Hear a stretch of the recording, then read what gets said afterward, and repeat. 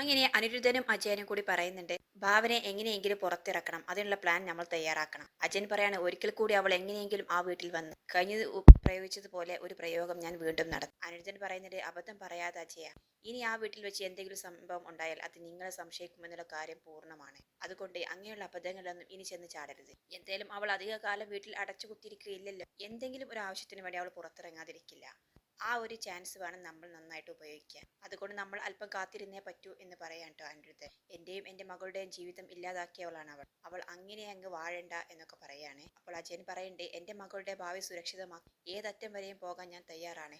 അതിന് അനിരുദ്ധൻ തക്കതായിട്ടുള്ള നിർദ്ദേശം ഞങ്ങൾക്ക് തരണം, ഞങ്ങളെ കൂടെ ഉണ്ടാവണം എന്നൊക്കെ പറയാൻ കേട്ടോ. അപ്പോൾ അനിരുദ്ധൻ പറയണ്ടേ, നമുക്കെങ്കിൽ ഒരാളെ പോയി കാണാം. ഞാൻ ഇനി സ്ഥലത്തില്ലെങ്കിലും അയാളെ കൂട്ടുപിടിച്ചാൽ മതി, അയാൾ നിങ്ങൾക്കൊരു ഉപകാരപ്പെടും എന്ന് പറയാണ്. അങ്ങനെ അദ്ദേഹത്തെ കാണാൻ വേണ്ടിയിട്ട് പോകാൻ നിൽക്കുമ്പോൾ അജയൻ പറയുന്നുണ്ട്, കൂടെ പ്രസീതയുണ്ടല്ലോ, ഇവളെ ഇനി എന്ത് ചെയ്യും, ഇവളെ അങ്ങോട്ട് കൊണ്ടുപോകാൻ പറ്റില്ല. അങ്ങനെയെങ്കിൽ ഇവളെ നമുക്ക് വീട്ടിലിറക്കാം, നമുക്ക് 3 പേർക്കും ഒന്നിച്ചു പോകാം എന്ന് പറയാണ്. അങ്ങനെ അവർ 3 പേരും കൂടി ഒന്നിച്ച് വീട്ടിലേക്ക് പോവാൻ കേട്ടോ. പിന്നീട് കാണിക്കുന്നത് ഭാവനയുടെ വീടാണ്. അവിടെ ഗായത്രി ഭാവനയുടെ മുടിയൊക്കെ ചീകി റെഡിയാക്കി കൊടുക്കാൻ കേട്ടോ. എത്ര നല്ല മുടിയായിരുന്നു, ഇപ്പോൾ എല്ലാം മോശമായിട്ട്, മോൾ ഇതൊന്നും ശ്രദ്ധിക്കാറില്ലേ എന്നൊക്കെ ചോദിക്കുകയാണ്. അതിനിടയ്ക്ക് ഭാമയും അഭിയും വരാമെന്ന് പറഞ്ഞിട്ട് ഇതുവരെയും കണ്ടില്ലല്ലോ എന്നും പറഞ്ഞ് അതും തിരക്കുന്നുണ്ട് കേട്ടോ. തക്ക സമയത്ത് തന്നെ അവർ ഒരു വണ്ടിയിൽ വന്ന് ഇറങ്ങാണ്.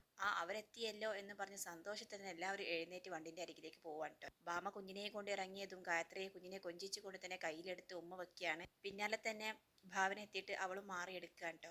അഭി പറയുന്നതിന്, ഭാവനേച്ചി ഒരു അമ്മയാകാൻ പോകുന്നു എന്ന് അറിഞ്ഞതിൽ ഞങ്ങൾക്ക് ഭയങ്കര സന്തോഷമുണ്ട് ചേച്ചി. ഞങ്ങൾക്ക് എന്തായാലും ചേച്ചി പറഞ്ഞ ആഗ്രഹം സാധിക്കാൻ കഴിഞ്ഞില്ല, പകരം ചേച്ചിക്ക് ഈശ്വരനൊന്നും തന്നില്ലേ, നല്ല സന്തോഷമുണ്ട് എന്നൊക്കെ പറയാണ്. ഭാവന പറയുന്നത്, എനിക്കറിയാം എനിക്ക് ഇങ്ങനെ സംഭവിച്ചതിൽ നിങ്ങൾ ഏറ്റവും കൂടുതൽ സന്തോഷിക്കുമെന്ന്. എന്തായാലും അമ്മ അതിനിടയ്ക്ക് കയറി ഓവർടേക്ക് ചെയ്യാൻ നോക്കിയതാണ് എല്ലാം പ്രശ്നമായത് എന്ന് പറയാണ്. അല്ലെങ്കിലും അംബാലിക ആന്റിയുടെ സ്വഭാവം അത് തന്നെയല്ലേ, നമുക്കെല്ലാം അറിയുന്നതല്ലേ എന്നും പറഞ്ഞ് അവർ ചിരിക്കുകയാണ്. പിന്നീട് അഭി പറയുന്നുണ്ട്, എന്തായാലും അമ്മയെ കൂടുതൽ വെറുപ്പിക്കുന്നതിന് മുൻപ് ആ വീട്ടിൽ നിന്നങ്ങ് മാറാൻ തീരുമാനിച്ചു. പുതിയ വീട് ഇനി അന്വേഷിച്ച് കണ്ടുപിടിക്കണം എന്ന് പറയാണ്. അപ്പോൾ ഇനി ഭരത്തും അരുന്ധതിയും എന്ത് ചെയ്യും എന്ന് ചോദിക്കാൻ ഗായത്രി. ഭാമ പറയുന്നുണ്ട്, അവരെയും കൂടെ കൂട്ടണമെന്നുണ്ടമ്മേ. അവരും കൂടി ഉണ്ടാകുമ്പോൾ പരസ്പരം ശ്രദ്ധിക്കാനും കെയർ ചെയ്യാനൊക്കെ എല്ലാവരും ഉണ്ടാവുമല്ലോ. അപ്പോൾ ഗായത്രി പറയുന്നത്, ആ തീരുമാനം എന്തുകൊണ്ടും നല്ലതാണ്, നിങ്ങൾ ഒന്നിച്ചു നിൽക്കുന്നതായിരിക്കും നല്ലത് എന്ന് പറയാൻ കേട്ടോ. അതേ അമ്മേ, എന്തായാലും ഭരത്തിനോട് കൂടിയും ആ കാര്യം ഒന്ന് സംസാരിക്കണം എന്ന് ഭാമ പറയാണ്. അപ്പോൾ ഗായത്രി പറയുന്നുണ്ട്, നീ ഭരത്തിനെ ഒന്ന് വിളിച്ചു നോക്കും, പറ്റുമെങ്കിൽ അരുന്ധതിയോടും ഇങ്ങോട്ടേക്ക് ഒന്ന് വരാൻ പറ, നമുക്കെല്ലാവർക്കും കൂടി ഇരുന്നൊന്ന് സംസാരിക്കാമല്ലോ എന്ന് പറയാൻ കേട്ടോ. അങ്ങനെ ഭാമ ഫോൺ എടുത്തിട്ട് ഭരത്തിനെ വിളിക്കുകയാണ്. ഭരത് പറയുന്നത്, ഞാനില്ല ചേച്ചി അങ്ങോട്ടേക്ക്, അമ്മ എന്നെ പിടിച്ച് പുറത്താക്കിയതെന്ന് ചേച്ചിക്ക് അറിയാമല്ലോ എന്നൊക്കെ പറയാണ്. അപ്പോൾ പറയുന്നുണ്ട്, ഇതിപ്പോൾ ആദ്യത്തെ സംഭവം ഒന്നും അല്ലല്ലോ, നിനക്ക് ഇടയ്ക്കിടെ ഈ ഒരു കാര്യം പതിവുള്ളതല്ല, അമ്മ തന്നെയാണ് നിന്നോട് ഇവിടം വരെ വരാൻ പറഞ്ഞത് അരുന്ധതിയെ കൂട്ടിയിട്ട് എന്ന് പറയാണ്. തൊട്ടടുത്തിട്ട് ഗായത്രി ഫോൺ വാങ്ങിച്ചിട്ട് പറയുന്നുണ്ട്, എടാ മോനെ, നീ എവിടെയാണ്, നീ ഒന്ന് ഇങ്ങോട്ടേക്ക് വാ, നമുക്ക് അല്പം സംസാരിക്കാനുണ്ട് എന്ന് പറയാൻ കേട്ടോ. അങ്ങനെ ഗായത്രി തിരികെ വിളിച്ചതും ഭരത്തിന് ഭയങ്കര സന്തോഷമാവുകയാണ്. അവൻ അരുന്ധതിയെയും കൊണ്ട് ഉടൻ എത്താമെന്ന് വാക്ക് പറയാൻ കേട്ടോ. അങ്ങനെ എല്ലാവരും സന്തോഷമായിട്ട് തന്നെ അകത്തേക്ക് കയറിയിരിക്കുകയാണ്. പിന്നീട് കാണിക്കുന്നത് അനിരുദ്ധൻ സൂര്യയുടെ വീടിന് തൊട്ട് മുൻപിൽ വെയിറ്റ് ചെയ്യാൻ കേട്ടോ അജയനാട്ടെ പ്രസീതയെ വീട്ടിലാക്കാൻ വേണ്ടിയിട്ട് അകത്തേക്ക് പോയതാണ്. ഏറെ നേരം കഴിഞ്ഞിട്ടും കാണാതിരുന്നിട്ട് അനിരുദ്ധൻ അജയനെയും തിരഞ്ഞ് സൂര്യയുടെ വീട്ടിലേക്ക് പതിയെ കയറി ചെല്ലുകയാണ് കേട്ടോ. പതിയെ സൗണ്ടിൽ അജയ അജയ എന്ന് വിളിക്കുന്നുണ്ട്. അങ്ങനെ സിറ്റ് ഔട്ടിന്റെ അടുത്ത് വരെ എത്തിട്ടോ. ആ സമയത്ത് അജയൻ പുറത്തേക്ക് ഇറങ്ങി വരികയാണ്. ശരി, നമുക്ക് പോകാം, ഇതാണോടോ ഒന്ന് വെയിറ്റ് ചെയ്യാമെന്ന് പറഞ്ഞത്, എത്ര സമയമായി എന്ന് പറഞ്ഞ് 2 പേരും കൂടി പോകാൻ വേണ്ടി മുന്നോട്ട് ഇറങ്ങിയതും സൂര്യ അവിടേക്ക് എത്തുകയാണ് കേട്ടോ. അനിരുദ്ധനെ കണ്ടതും സൂര്യക്ക് ആകെ ദേഷ്യം വരികയാണ്. അവൻ അനിരുദ്ധനെ ഇടിക്കുകയാണ് കേട്ടോ നന്നായിട്ട്. ശേഷം തന്നോട് ആരോടോ ഇവിടെ കയറാൻ പറഞ്ഞത്, ഈ റാസ്കലിനെ ഇനി ഇവിടെ കണ്ടുകൂടാ എന്ന് പറഞ്ഞ് അവന്റെ കോറ പിടിച്ചിട്ട് പുറത്തേക്ക് കൊണ്ടുപോയി തള്ളുകയാണ്. ബഹളം കേട്ട് അവിടേക്ക് ജയനിർമ്മല ഓടി വരികയാണ്. സൂര്യ ചോദിക്കുന്നതിന്, നിങ്ങൾ 3 പേരുടെയും ഉദ്ദേശം എന്താണ്, എന്തിന് ഈ അനിരുദ്ധനെ ഇങ്ങോട്ടേ കൊണ്ടുവന്നു എന്ന് ചോദിക്കുകയാണ്. ജയ പറയുന്നുണ്ട്, മോനെ, ഞാൻ ഒന്നും അറിഞ്ഞിട്ടില്ല, ഇവിടുത്തെ ബഹളം കേട്ട് ഞാൻ ഓടി വന്നതാണ്, അമ്മയുടെ പുന്നാര ആങ്ങളെ കൊണ്ടുവന്ന ആളെ കണ്ടില്ലേ, എല്ലാവരും കൂടി ഒരുമിച്ച് സ്ഥിതിക്ക് ഇവരുടെ ഉദ്ദേശം എന്താണെന്ന് ഞാൻ പ്രത്യേകം പറയേണ്ടതില്ലല്ലോ. ജയ ആകെ തകർന്നു നിൽക്കുകയാണ്. ഏട്ടൻ എന്ത് ഉദ്ദേശത്തില അദ്ദേഹത്തെ കൂട്ടുപിടിച്ചത്, ഇതിനു വേണ്ടിയിട്ടാണ് ഏട്ടനെ ഞാൻ ഈ വീട്ടിലേക്ക് തിരിച്ചു കയറ്റിയത്. അപ്പോൾ അജയൻ പറയുന്നുണ്ട്, ജയ എന്നെ ഒന്ന് വിശ്വസിക്കും, ഞാൻ പരസ്യമായിട്ട് ഭാവനയെ അപായപ്പെടുത്താൻ വേണ്ടി ഇവനെ ഇങ്ങോട്ടേ കൊണ്ടുവരുമോ, ഞങ്ങൾ ഒരു ബിസിനസ് കാര്യം സംസാരിക്കാൻ വേണ്ടി പുറത്തു പോകാൻ നിൽക്കുകയായിരുന്നു, നിങ്ങൾ അന്ന് എന്നെ ഈ വീട്ടിൽ നിന്ന് പുറത്താക്കിയപ്പോൾ എന്നെ സഹായിക്കാൻ ആകെ എന്റെ കൂടെ ഉണ്ടായിരുന്ന ഇവൻ മാത്രമാണ്. ഇത് കേട്ടത് സൂര്യ പറയുന്നുണ്ട്, കേട്ടല്ലോ പുന്നാര ആങ്ങളെ പറയുന്നത്, അപ്പോൾ ഇവരുടെ ഉദ്ദേശം എന്താണെന്ന് ഇപ്പോൾ തെളിഞ്ഞില്ലേ, എല്ലാവരും കൂടി ചേർന്ന് എന്നെ തകർക്കാനാണ് ഭാവമെങ്കിൽ പിന്നീട് അമ്മ കാണുന്നത് ഈ സൂര്യയെ ആയിരിക്കില്ല എന്ന് പറഞ്ഞു. അനിരുദ്ധനെ പിടിച്ച് പുറത്തേക്ക് തള്ളിയിട്ട് സൂര്യ അകത്തേക്ക് കയറി പോവാൻ കേട്ടോ. പിന്നീട് അജയൻ അനിരുദ്ധനെ പിടിച്ച് എഴുന്നേൽപ്പിച്ച് അവർ 2 പേരും പുറത്തേക്ക് പോവാണ്. ജയാട്ടെ ആകെ തകർന്ന് അകത്തേക്ക് സൂര്യയുടെ പിന്നാലെ തന്നെ ഓടി വരുന്നുണ്ട്. പിന്നീട് സൂര്യ നേരെ ദേവന്റെ അടുത്തേക്കാണ് കയറി പോകുന്നത്. ദേവനായിട്ട് അവിടെ ഒരു ബിസിനസ് മീറ്റിംഗ് മൂലം ഒന്നും അറിഞ്ഞിട്ടില്ല കേട്ടോ. അങ്ങനെ സൂര്യ പറയാണ്, അച്ഛൻ ഇവിടെ ഇരുന്നോ, ഒന്നും അറിഞ്ഞിട്ടില്ലല്ലോ, താഴെ നടക്കുന്ന കാര്യങ്ങളൊന്നും ആ അനിരുദ്ധനെയും കൂട്ടിയിട്ട് അമ്മയുടെ പുന്നാരാങ്ങളെ ഇവിടെ വന്നിരുന്നു. തക്ക സമയത്ത് ഞാൻ ഇവിടെ എത്തിയത് കൊണ്ട് അകത്തേ കയറാൻ ശ്രമിച്ച അവരെ ഞാൻ തടഞ്ഞു. ഇതെല്ലാം അമ്മയും അറിഞ്ഞുകൊണ്ടുള്ള പണിയാണെന്നാണ് എനിക്ക് തോന്നുന്നത്. എങ്കിൽ അതിപ്പോൾ ചോദിക്കണമല്ലോ എന്ന് പറഞ്ഞ് ദേവനും സൂര്യയും ജയയുടെ അടുത്തേക്ക് വരികയാണ്. അങ്ങനെ ദേവൻ വന്നിട്ട് ജയയോട് ചോദിക്കുന്നുണ്ട്, ജയ, എന്തിനാണ് അനിരുദ്ധനെ നിന്റെ ഏട്ടൻ ഇങ്ങോട്ടേക്ക് കൂട്ടിക്കൊണ്ടുവന്നത്? എന്താണ് അവരുടെ ഉദ്ദേശം? നീ അറിയാതെ ഒരിക്കലും അവൻ ഇങ്ങോട്ട് വരില്ല. എന്താണ് നിങ്ങൾ 3 പേരുടെ ഗൂഢാലോചന എന്നൊക്കെ ചോദിക്കാൻ ജയാക പതറാണ്. ദേവട, സത്യമായിട്ടും അവരെന്തിനാ ഇങ്ങോട്ടേക്ക് വന്നത് എനിക്കറിയില്ല. എനിക്കിതിൽ യാതൊരു പങ്കുമില്ല. ഞാൻ കണ്ടിട്ട് പോലുമില്ല ഇങ്ങോട്ടേക്ക് വന്നത്. സൂര്യ വന്ന് ബഹളം വെച്ചപ്പോഴാണ് ഞാൻ അവരെ കാണുന്നത്. എന്നെ ഒന്ന് വിശ്വസിക്കുക എന്നൊക്കെ ജയ പറയാണ്. പക്ഷേ സൂര്യയും ദേവനും നന്നായിട്ട് വഴക്കിടുന്നു കേട്ടോ ജയയോട്. എല്ലാം കേട്ടുകൊണ്ട് നിൽക്കുമ്പോൾ ജയക്ക് തലയ്ക്കുള്ളിൽ ആകെ അസ്വസ്ഥത വരുന്നുണ്ട് കേട്ടോ. ജയ പറയുന്നുണ്ട്, എന്തും ഞാൻ സഹിക്കും ദേവേട്ട. ഇല്ലാത്ത കാര്യത്തിന് എന്നെ ഇങ്ങനെ കുറ്റപ്പെടുത്തരുത്, ഇങ്ങനെ സംശയിക്കുകയും ചെയ്യരുത്. അതെനിക്ക് സഹിക്കാനാവില്ല എന്ന് പറഞ്ഞ് അവൾ സോഫയിലേക്ക് ബോധം പോയി വീഴാൻ കേട്ടോ. അത് കണ്ടതും സൂര്യ ഒന്നും ചെയ്യാതെ നിൽക്കുകയാണ്. ഇതെല്ലാം അമ്മയുടെ വെറും അഭിനയമായിരിക്കും അച്ഛ. അല്ല മോനെ, അവൾക്ക് കാര്യമായിട്ട് എന്തോ അസ്വസ്ഥത ഉണ്ടായിട്ടുണ്ട്. അങ്ങനെ സൂര്യ വെള്ളം എടുത്തിട്ട് ഓടി വരികയാണ്. എന്നിട്ട് മുഖത്തേക്ക് വെള്ളം കുടയുമ്പം ജയ ഒന്ന് എഴുന്നേൽക്കുന്നുണ്ട് കേട്ടോ. ജയ വാ, റൂമിൽ കൊണ്ടുപോയി കിടത്താം എന്ന് പറയാണ്. അങ്ങനെ സൂര്യയും ദേവനും കൂടി പിടിച്ച് അവിടെ എഴുന്നേൽപ്പിക്കാൻ രണ്ടുപേരും കൈ കുടഞ്ഞുകൊണ്ട് പറയുന്നുണ്ട്, എനിക്ക് അവരുടെ ഔദാര്യം വേണ്ട, ഞാൻ പോയി കിടന്നോളാം എന്ന് പറഞ്ഞ് അവൾ സ്വയം റൂമിൽ പോയി കിടക്കുകയാണ്. അപ്പോൾ സൂര്യ പറയുന്നുണ്ട്, കണ്ടില്ലേ അച്ഛാ, എല്ലാം അമ്മയുടെ അഭിനയമാണ്. ദേവൻ പറയുന്നത്, എന്തായാലും ഇന്നത്തെ കാര്യത്തിൽ നമുക്ക് തീരുമാനമുണ്ടാക്കാം. മാനസിയോട് തന്നെ സംസാരിക്കാം, അവൾ തന്നെ ഇതിന് തീരുമാനമെടുക്കട്ടെ. എന്തായാലും സ്വന്തം അച്ഛനും അമ്മയല്ലേ, അവർ തള്ളിപ്പളയില്ല അമ്മ മാനസ എന്നൊക്കെ പറയാൻ കേട്ടോ സൂര്യ.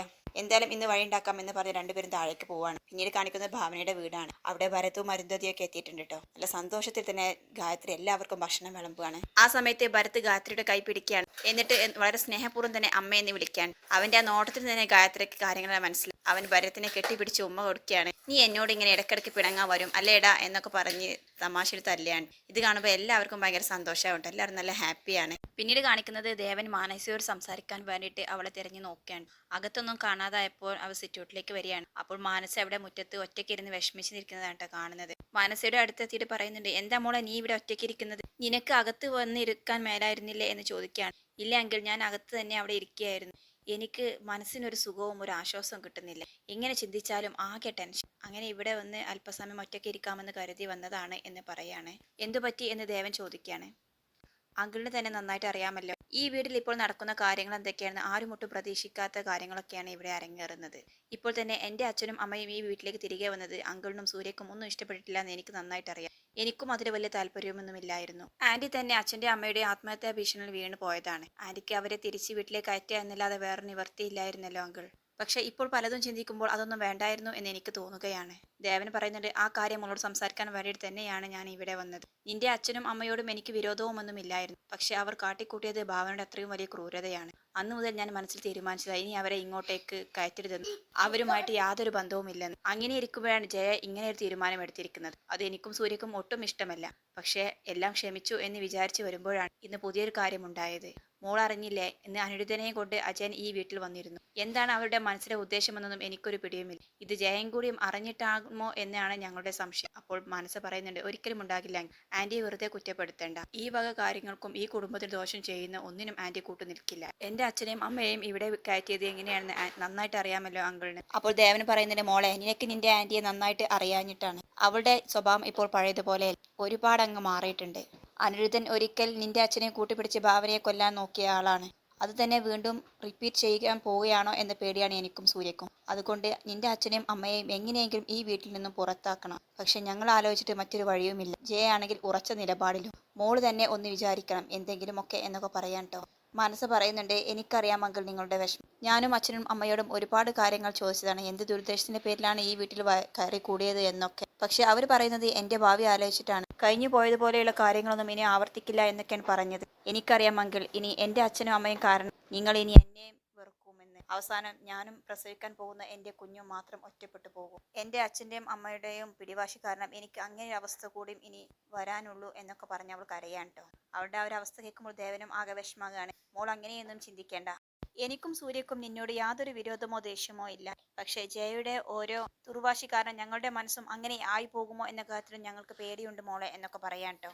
എന്തായാലും മോൾ ഇവിടെ ഒറ്റയ്ക്ക് വിഷമിച്ച് തനിച്ചിരിക്കണ്ട, വാ അകത്തേക്ക് എന്ന് പറഞ്ഞ് മാനസയും കൂട്ടി ദേവനകത്തേക്ക് പോവാണ്. അതേസമയം ഭാവനയുടെ വീട്ടിലാകട്ടെ ആകെ ബഹളവും സന്തോഷവും ചിരിയും എല്ലാം കൂടിയാണ് കേട്ടോ. സേതു പറയുന്നത്, എത്ര ദിവസമായി ഇങ്ങനെ ഒരു സന്തോഷം ഈ വീട്ടിൽ അരങ്ങേറിയിട്ട്.